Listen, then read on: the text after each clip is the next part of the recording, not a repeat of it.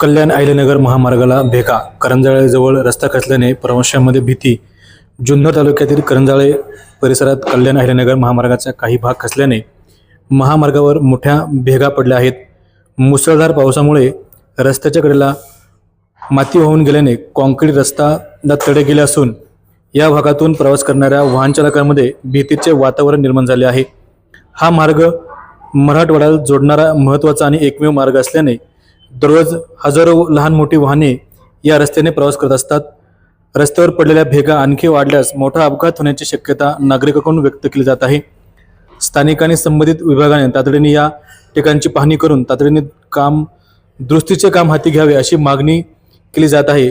विशेषतः पावसाळ्याच्या पार्श्वभूमीवर रस्त्याची स्थिती अधिक गंभीर होऊ शकते।